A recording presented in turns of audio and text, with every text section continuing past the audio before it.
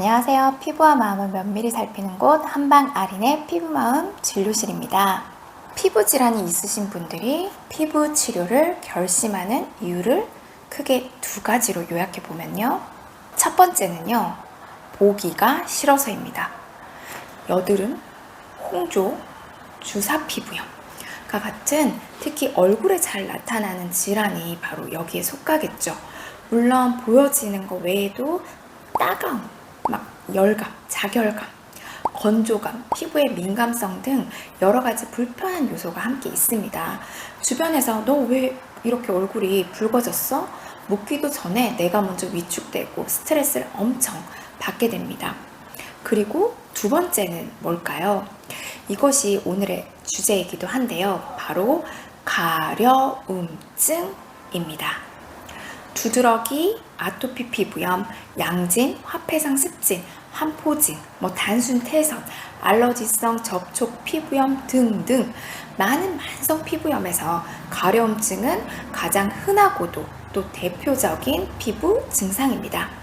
건성 피부염이나 이렇게 지루성 피부염은 가려움이 좀 크신 분들도 있고 또 아닌 분들도 있어요. 그런데 특히 이 가려움, 피부 증상에서 겪는 가려움은 정말 집요하거든요. 내 몸에 빡빡빡 이렇게 상처가 날 정도로 긁는 거예요.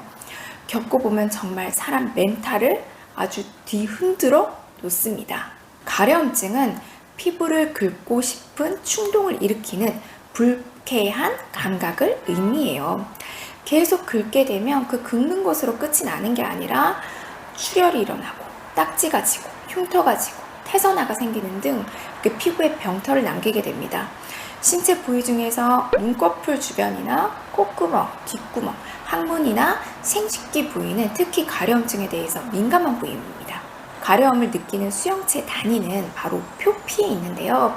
그래서 정말 피부 표면이 벗겨질 정도로 긁어서 피부 표면이 벗겨지고 상처가 깊어지면 오히려 가렵진 않죠. 근데 쓰라리고 아프죠. 그리고 그 상처가 회복이 돼서 딱지가 앉으면 또 가려워서 긁고 딱지가 뜯어지고 피가 나고 이렇게 무한 반복이 되게 됩니다. 가려움증의 특징 5가지 한번 알아볼게요. 첫 번째, 일반적으로 피부의 온도가 높아지면 가려움증에 대한 역치는 낮아집니다. 즉, 더 가려움을 느끼기 쉬워지는 거죠. 그래서 어떻게 해야 될까요? 피부 온도를 낮추는 게 중요합니다. 조금 서늘하게 지내는 것이 좋고요. 너무 가려운 부위는 약간 쿨링, 바로 냉찜질이라고 하죠. 그래서 순간적인 가려움을 긁지 않고 좀 모면할 수 있도록 냉찜질을 해주는 건 도움이 될 수 있어요. 반면에 뜨거운 물로 샤워하거나 사우나 같은 것들은 추천될 수 없겠죠. 두 번째, 가려움증은 생각보다 굉장히 주관적인 감각이에요. 그래서 사람마다 이 가려움증에 대한 느낌의 민감도는 차이가 있습니다. 동일한 사람에게 같은 자극을 주더라도 상황에 따라서 가려움증의 정도가 다를 수 있다, 이런 얘기인데요. 이건 제가 우리 집 아이들을 보면서도 느껴요. 그 사람 고유의 약간 예민한 기질이나 민감성이랑 관련성이 있을 수 있겠다라는 생각이 들더라고요. 감기 증상으로 코가 막혔어요. 잠들기 전에 첫째는 난리가 납니다. 말 그대로 정말 난리를 쳐요. 막 난리를 치다가 잠들어요. 둘째는요, 그냥 잡니다. 드렁드렁 코 골면서. 타고나게 불편함을 받아들이는 감각의 예민도가 다르겠다, 이런 생각이 들거든요. 환자분들도 피부가 아무리 좋아져도 가려운 건 똑같다 이야기하시는 분들이 있어요. 분명 환부는 계속 줄어들고 상처가 아물고 있는데도 똑같이 가렵다라고 하는 분들이 있거든요. 반면에 이 정도면 잠자기 힘들 것 같은데 해도 잠은 잘 주무시는 분들도 있어요. 그냥 긁으면서 자기는 푹 잔다, 이렇게 이야기하시거든요. 세 번째, 이거는 두 번째 특징이랑 조금 이어지는 부분인데요. 가려움증은 정신적인 상태, 긴장, 불안, 공포, 이런 스트레스적인 감정에 의해서 심해질 수 있습니다. 스트레스 받을 때 더 긁는다 라는 분들 정말 많거든요. 불안장애 징후가 있을 경우 알러지 질환의 유병률이 더 높아지는 것과 같은 연구 논문들도 많이 있어요. 그러므로 가려움증을 우리 완화하려면 이 스트레스에 대한 부분들을 잘 풀어내고 정서적인 안정을 찾는 것도 굉장히 중요하다는 그런 이야기가 되겠죠. 네 번째, 가려움증은 하루 중 저녁에 잠자리에 들었을 때 가장 심해집니다. 이는 우리 몸에서 나오는 호르몬의 일주기 리듬과 관련이 있습니다. 저녁이 되면 코르티졸 호르몬이라고 해서 우리 몸에서 나오는 약간 천연 스테로이드라고 생각해 볼 수 있거든요. 그런데 이 코르티졸의 분비가 줄어들면서 저녁, 밤이 되면 더 가려움증을 느끼게 되는 거예요. 이게 진짜 괴로운 게 밤에는 잠을 자야 되는데 이 가려움증 때문에 잠을 못 자니까 더 예민해지고 또 몸의 회복력도 더 떨어지게 되는 거죠. 그래서 호르몬 주기를 생각할 때 가려움증이 정말 심하다면 오히려 밤에는 조금 깨서 활동을 하고 동틀쯤 잠을 자는 것도 괜찮아요. 그런데 이런 생활이 계속 이어지는 건 또 안 되겠죠. 몸의 리듬이 깨지고 면역력을 떨어뜨릴 수 있으니까요.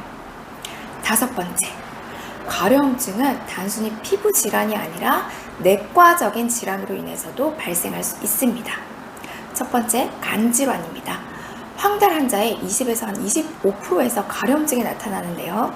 특히 폐쇄 황달이 동반되는 만성 간 질환, 특히 원발, 담간, 간 경화증이 있는 환자는 심한 전신 가려움증을 동반할 수 있습니다. 두 번째는 콩팥 질환입니다. 혈액투석 치료를 받고 있는 만성 신부전 환자의 약 20에서 50%에서 가려움증이 발생할 수 있습니다. 가려움증은 국소적 또는 전신적으로 나타날 수 있고요. 대부분 혈액투석 중에 심해지나 혈액투석이 일시적인 증상 완화를 일으킬 수도 있습니다. 세 번째, 갑상선 기능 항진증 또는 저하증입니다. 갑상선 기능 항진증에서는 심한 가려움증이 나타날 수 있어요.